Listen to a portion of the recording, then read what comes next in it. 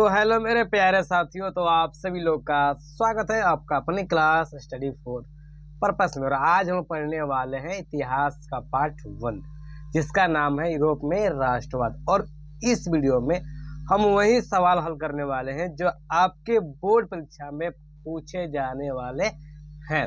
ठीक है, तो इस प्रकार से जितने भी वर्ग 10 के नए विद्यार्थी हैं, तो यह वीडियो उनके लिए काफ़ी ज़रूरी है जो एग्जाम 2026 में देने वाले हैं। ठीक है मेरे प्यारे भाई, तो चलिए क्लास को स्टार्ट करते हैं बेवजह देर किए हुए। देखिए नंबर 1 सवाल क्या है जी। सबसे पहले जो सवाल है वह है इटली तथा जर्मनी वर्तमान में किस महादेश के अंतर्गत आते हैं।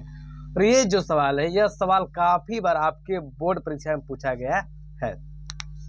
तो भैया इटली तथा जर्मनी वर्तमान के किस महादेश के अंतर्गत आते हैं, तो जो इसका सही जवाब हो जाएगा वह हो जाएगा भैया यूरोप में। कहा भैया यूरोप में। ठीक है, सी जो है बिल्कुल सही जवाब है।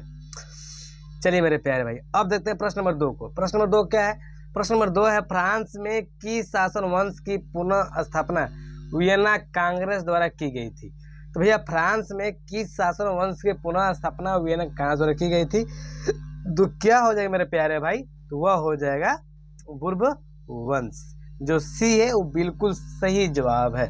और आप लोग अपने कॉपी पर नोट बनाते हुए चलिए। ठीक है, मान लीजिए अभी आप पढ़ाई नहीं कीजिएगा तो भैया जब अंत में आ जाए तब पढ़ाई कीजिएगा जी, नहीं अभी से लग जाना ही हम लोग का बेहतर होगा। चलिए जो अगला सवाल है वो सवाल क्या है जी। मेजनी का संबंध किस संगठन से था। तो भैया मेजनी का संबंध किस संगठन से था, यह सवाल आपसे कोई भी आपके भाई बहन पूछे तो आप लोग बता देना कार्बोनरी। ठीक है, और आप लोग ना फेयर को बनाते चलिए। और यह क्लास आप लोग को प्रतिदिन शाम 4 बजे से चलेगा जी।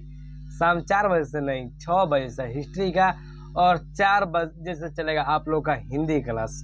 ठीक है, चलिए मेरे प्यारे भाई, अब देखते हैं अगले प्रश्न। इटली तथा जर्मनी के एकीकरण के विरोध निम्न में कौन था। तो भैया इटली तथा जर्मनी के एकीकरण के विरोध जो था वह था ऑस्ट्रिया। जब आप लोग किताब पढ़िएगा ना तो आपको वो देखने को मिलेगा मेरे प्यारे भाई लोग। तो चलिए अब देखते हैं हम लोग अगले प्रश्न। अगला प्रश्न क्या हमसे बोल रहा है जी। अगला प्रश्न काफ़ी आप लोगों का इम्पोर्टेंट है। वह सवाल है काउंट काबूर को विक्टर एमोनियल ने किस पद पर नियुक्त किया मेरे प्यारे भाई। तो किस पद पर नियुक्त किया, यह बात आप लोगों को जाननी जरूरी है, क्योंकि भैया एग्जाम में सवाल पूछा जाता है। तो क्या हो जाएगा, तो भैया प्रधानमंत्री पद पर नियुक्त किया गया। चलिए गैरिबाल्दी पेशे से क्या था। भैया गैरिबाल्दी जो पेशे था वह एक नाविक था। क्या था जी, नाविक था मेरे प्यारे भाई। अब बताइए जर्मन राइन राज्य का निर्माण किसने किया था। तो भैया जर्मन राइन राज्य निर्माण जो किए थे वो किए थे नेपोलियन बोनापार्ट ने। किन्होंने जी, नेपोलियन बोनापार्ट ने। चलिए जलवेरिन कैसी संस्था थी।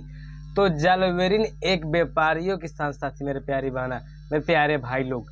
ठीक है, क्या जी व्यापारियों की ना। चलिए अब बताइए रक्त एवं लौ की नीति का अवलंबन किसने किया। रक्त एवं लौ की नीति का अवलंबन किसने किया, तो भैया बिस्मार्क ने। किसने, बिस्मार्क ने मेरे प्यारे भाई। अब बताइए फ्रैंकफर्ट की संधि कब हुई। फ्रैंकफर्ट की संधि कब हुई, और यह सवाल आप लोगों को काफ़ी इम्पोर्टेंट है। 1871 ईस्वी में। और किन के बीच हुआ था, तो फ्रांस और फ्रांसा के बीच हुआ था। ठीक ना, फ्रांस और फ्रांसा के बीच हुआ था मेरे प्यारे भाई। ना ये कहाँ हुआ था भैया, तो सेडोन में। कहाँ, तो सेडोन में हुआ था। तो इस प्रकार से आप लोग का 10 महत्वपूर्ण प्रश्न करा चुके हैं। और आप लोग डेली क्लास चलेगा तो आप अभी से ही 10 प्रश्न याद करते चलिएगा तो आप काफ़ी सवाल को याद कर लेंगे मेरे प्यारे भाई। ठीक है, थोड़ा थोड़ा ही आप लोग याद कीजिए। ठीक है मेरे प्यारे भाई, तो चलिए अब मिलते हैं हम लोग अगले क्लास में। ठीक है, धन्यवाद। और आप लोग क्लास अच्छा लगा होगा तो आप लोग चैनल को सब्सक्राइब कर सकते हैं, और नहीं करना है तो बिल्कुल मत कीजिएगा, और पढ़ाई पर फोकस कीजिएगा आप लोग। ठीक है, चलिए मेरे प्यारे भाई, धन्यवाद।